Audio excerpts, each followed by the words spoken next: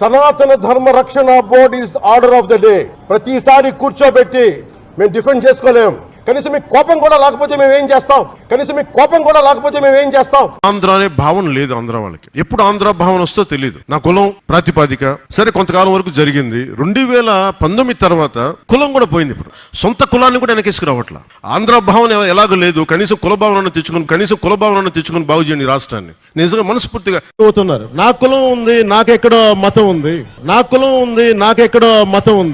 నా కూతురు క్రిస్టియన్ అబ్బా, నా కూతురు తల్లి తన మతాచారం ప్రకారం నా కూతుర్ని రష్యన్ ఆర్థడాక్స్ చర్చ్ లో బాప్టైజ్ చేయిస్తానంటే సంతోషంగా చేయించమని. మా నాన్న ఎలాంటి వాడంటే, మా నాయనమ్మ దీపారాధన వెలిగిస్తే దీపారాధన సిగరెట్ వెలిగించిన దేవుడు లేడు దెయ్యం లేదనే వ్యక్తిమత మా నాన్న.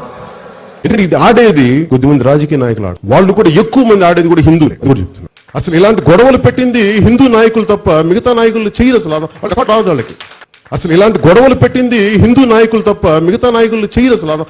వాళ్ళకి నిజంగా మన ఈ మధ్యన గోమాంసం గురించి లేదంటే బీఫ్ గురించి ఇంత గొడవ జరుగుతూ ఉంటే నాకు అనిపించింది, బీఫ్ తినాలి అంటే నేను తిని ముందుకెళ్తాను తప్ప దాన్ని వేరేలా చేసుకోనని. అంటే తిండి ఏది తిన్నామని కాదు, నిజంగా మరి తిండి శాకాహారమే తింటే అందరూ గొప్ప వాళ్ళు అయిపోతారంటే మరి గుజరాత్ లో గోద్రా ఘటన ఎందుకు జరిగింది?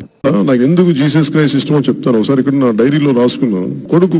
నా పెద్ద కొడుకు పడిపోయాడు. వాడు ఇంత వయసు అప్పుడు పడిపోతే వాడు మోకాళ్ళకి రక్తం వచ్చింది. వస్తే నాకు మోకాళ్ళు నొప్పి వచ్చేసినాయి. నాకు అప్పుడు నాకు గుర్తొచ్చింది మేరీ మాత గుర్తొచ్చింది.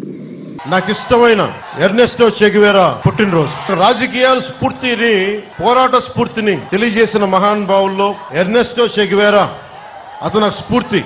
ఇప్పుడు మీరు చెప్పిన నా గడ్డం పెంచుకుంటే నాకు నిజంగా ఆనందిస్తుంది. నిజంగా ఇది మనస్ఫూర్తిగా పెట్టుకున్నాను. ఇది నాకు ఇష్టంతో పెట్టుకున్నాను. జై భీమ్ అనే పదం ప్రతి ఒక్కరూ సమానం అని చెప్పేది ఆ జై భీమ్ అనే నినాదం. జై భీమ్ అనే నినాదాన్ని మనస్ఫూర్తిగా నాకు వ్యక్తిగతంగా రాజకీయాల్లోకి రాకముందు నుంచి, సినిమాలోకి రాకముందు నుంచి డాక్టర్ బాబాసాహెబ్ అంబేద్కర్ ఆశయాలను అర్థం చేసుకున్న వాడిని, చదివిన వాడిని, ఈ సోషల్ బ్యాక్వర్డ్నెస్ ని ఇవన్నీ ముందుకు తీసుకెళ్లిన మహానుభావులు.